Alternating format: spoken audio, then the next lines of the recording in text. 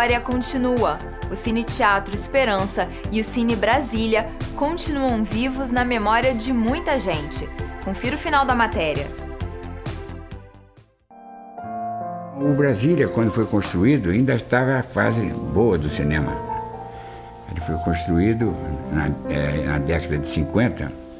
O Brasília foi inaugurado em junho de 58, exatamente 30 anos depois do Esperança, né? E até então não havia crise do cinema, estava no auge. O Brasília também teve seus grandes dias de glória e de lotação esgotada, tá vendo? Embora quando inaugurou ele tinha quase 2.000 lugares. Depois nós fomos reduzindo o número de cadeiras até para melhorar a mobilidade dentro do cinema, escoamento, outras coisas. E nós deixamos 1.300 lugares, como era o Esperança. Eram 1.350 lugares. Depois acontecendo normalmente, até que começou a decadência dos cinemas, começaram a fechar os cinemas. Aliás, primeiro na Europa. O primeiro país que teve os seus cinemas fechados foi a Inglaterra. Em questão de anos, sabendo, dezenas de salas de cinema foram transformadas em salas de boliche. Quer dizer, a crise começou na Europa, depois veio. E nos Estados Unidos, muito pouco, porque lá a indústria é mais forte em todo lugar, né? Mas que atingiu aqui também, aqui a América. Lembro perfeitamente, tá vendo? Inclusive veio o governador Miguel Couto, ele que veio inaugurar, do Brasília. Ele teve a ideia de chamar o cinema de Brasília, mas a capital ainda estava sendo construída, porque Brasília parece que foi inaugurado em 60, tá vendo? Enquanto que o Brasília foi inaugurado em 58, quer dizer, 2 anos antes. E para mostrar, tá vendo, quanto o Brasil influenciou o meu pai, a integração cultural dele, ele fez questão, quando veio uma firma de São Paulo para fazer a decoração do cinema, que nas paredes tivessem painéis que representassem estados ou regiões do Brasil.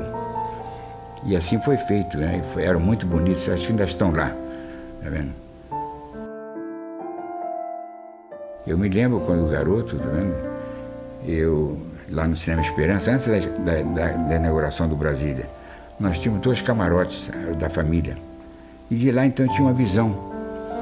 Então eu me lembro que via, por exemplo, a minha professora de francês, Madame Rapin, gostava muito de mim, tá vendo? Eu descia, ia lá, conversava com ela e tal, tá vendo? Via outras pessoas se deslocando de uma fila para outra, pessoas descendo, quer dizer, tinha um aspecto social, tá vendo? Inclusive namoro. Namorava-se ou no baile ou no cinema. Inclusive eu comecei a namorar minha mulher no cinema. A janela para o mundo era a tela do cinema. E eu me lembro de cenas da época da Primeira Guerra, das Olimpíadas. Lembro do Campeonato do Mundo em 38, na França, quando tem uma polêmica entre o Brasil e a Itália, que o Centerfort teria feito uma penalidade no domingo do nosso Beck, tá vendo? E que redundou num pênalti e acabou a Itália ganhando o campeonato e nós perdemos, tá vendo? Aquilo causou, sabe como é que é o futebol brasileiro, aquilo causou um mal-estar no país inteiro.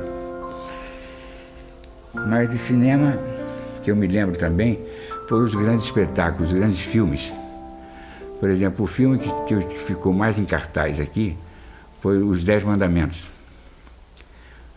Ficou 14 dias, 2 semanas em cartaz com o cinema cheio.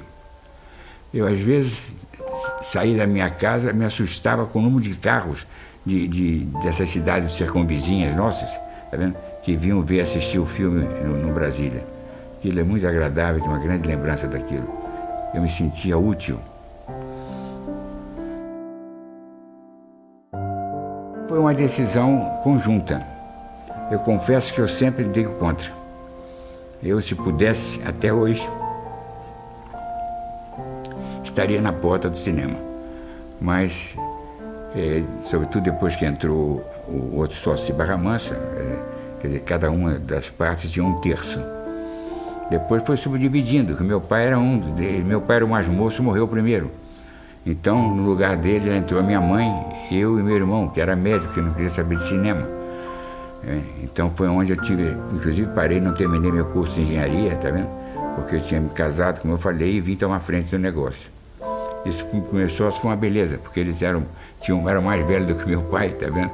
E eu tomei aquela posição, assimilei aquilo tudo deles. Sempre houve uma concordância perfeita entre todos os sócios e uma confiança ilimitada. Eu espero que essa pequena entrevista que eu dei aqui faça outras pessoas lembrarem de uma época que não volta mais, mas que foi muito agradável e que naturalmente traz outras lembranças ligadas ao cinema de muita gente daqui de Barra do Piraí. E fico muito grato a vocês por terem lembrado de fazer essa entrevista comigo.